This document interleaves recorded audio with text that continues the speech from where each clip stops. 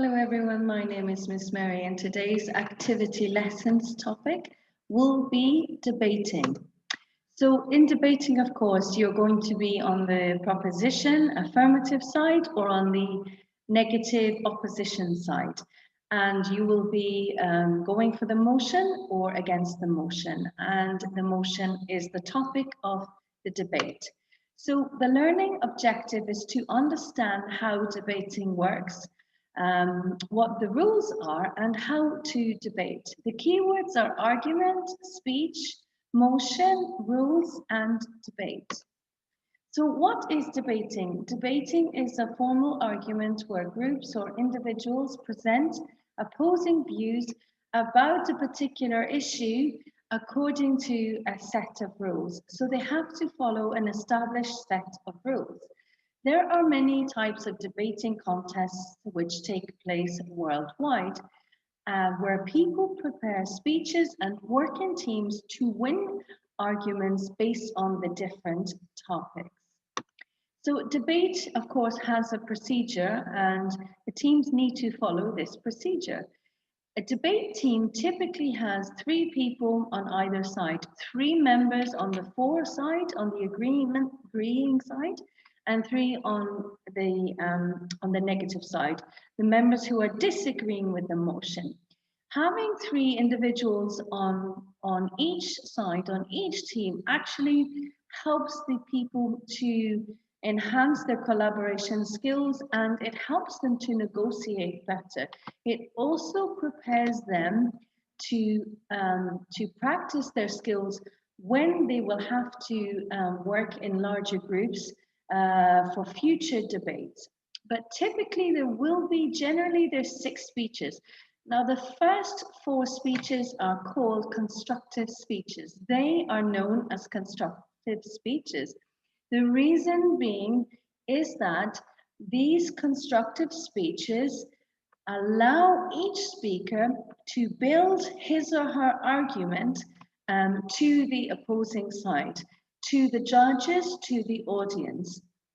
The team who are for the motion, the proposition side, they are always the team who open the debate and they close the debate.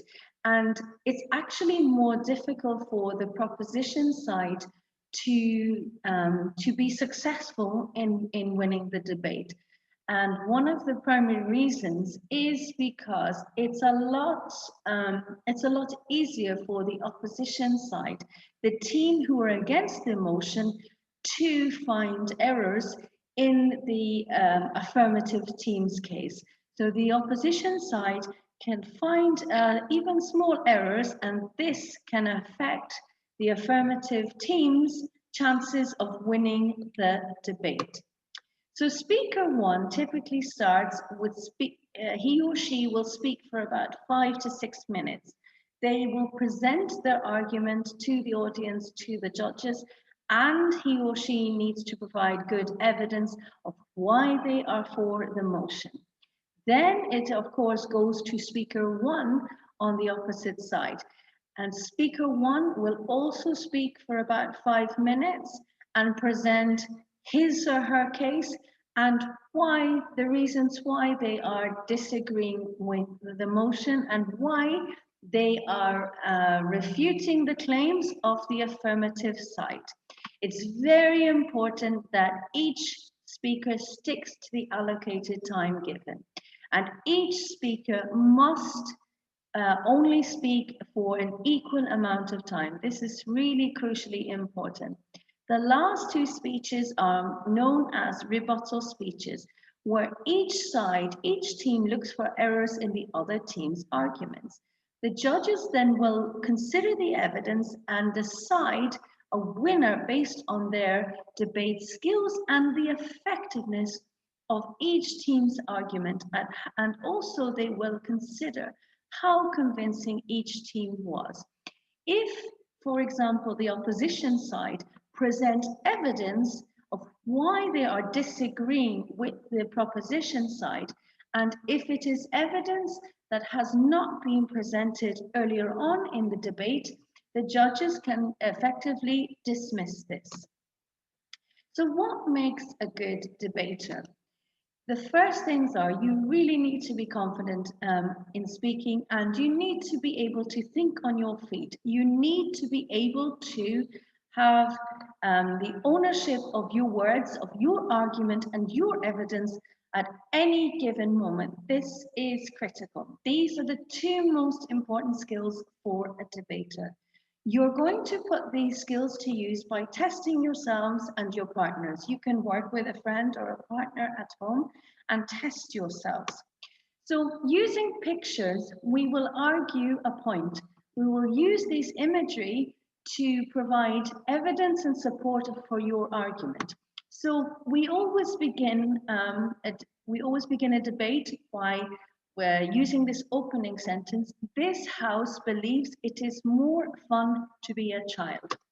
So here's an image of a mum washing dishes. She does not look particularly happy, as we can see this.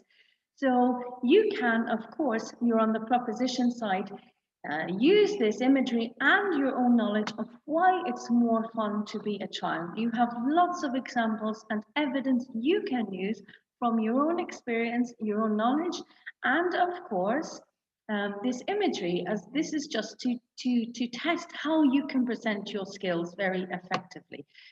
People are going to work, it's quite grey, it's gloomy looking. Children, of course, do not have to worry about going to work every day. There's a dad here, and he has money, so of course he's worried about this. But of course, children won't be. And there's a boy with a water gun. He's having lots and lots of fun. And he doesn't have any worries at all. There are children, they are playing in the snow. They're having, again, lots of fun. Of course, we could have another motion. This house would rather watch TV than read a book. There's a family watching TV, BBC News. We have a scene from a popular TV show here. It looks quite fun. Of course, you can debate why the family would rather watch TV. And this is just to help you present your arguments more effectively. Another topic could be this house would rather read a book than watch TV. This motion prefers reading a book. Of course, a book here, and of course, children learning, and they are linked with books, of course, education. So typically, you have the panel, and the panel consists, you have the judges, the proposition, as I've mentioned from the start, is the team who are proposing the motion, who want it to go through, and you have the opposition, the team who are against the motion. And you will have the chair, and the chair ensures that the rules are followed. The timekeeper makes sure that speakers stick to the allocated time given. So if there's a timekeeper, they will make sure that each speaker is only allowed to speak for an equal amount of time. As I mentioned, the proposition side will take turns, and he or she will present their argument for the motion, and then it will go to the opposition. You have the judges who are, of course, evaluating the debating skills of each team, and the audience, of course, only observe, but they do not distract or join in. The motion is the thing that is being debated, it's the topic. And as I mentioned, it always starts with this house believes that, and then the rest of your sentence, depending on what your motion is about. The proposition agree, the opposition disagree with it. It's really important that you will be able to write and talk about whichever side you get. And this is critical, and it has to be, the debate topic has to be something that can be argued from both sides. So let's test this one. Students should get to have a no uniform day once a week. You're going to test your knowledge in a mini debate looking at this motion. So you could practice this with your family members or friends, looking at this motion. Write down, after you finished your mini debate, you're going to write down 3 things you think you did well. And then you will write down 2 things that you have done that you have never done before. So 2 things that you've done in that debate, but you've never done them before. And write down 1 thing you want to get better at. So what is the 1 thing that you feel you could do much better the next time round? For example, if you have to be part of this debate on this very topic where students only have to wear a uniform, for example, 4 days a week or 3 days a week, and 1 day a week they are not wearing the uniform. How could you make your argument side much more powerful? And you can make a list of these things which could help you the next time round. So to summarize, what a good debate needs, it needs to have a 3-person member team to represent each house, to stand for each house, a good argument from both sides, evidence and examples to back up your argument, to justify your argument. The opposition's teams refute of the proposition's view. So the opposition, of course, are against the motion, are against the proposition's desire for this motion to pass, and they really need good justifications if they're going to present their rebuttals at the towards the end of the debate. They need to have good examples. They need to have concrete evidence why this motion should not be passed. Each speaker must be given an allocated equal amount of time, and the judges must evaluate both houses' cases very fairly and purely based on the evidence and on the debating skills of each time. This is very, very important. And they will do this by looking at your skills and which team were the most effective and convincing in presenting their argument and the evidence to not only them, but they've conveyed this to the audience. So this is really, really crucial.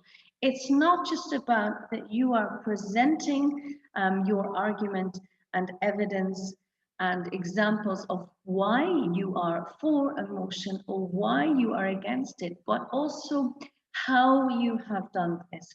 And this is very, very effective. It's also very effective for helping you to improve your skills for future debates. Okay, thank you.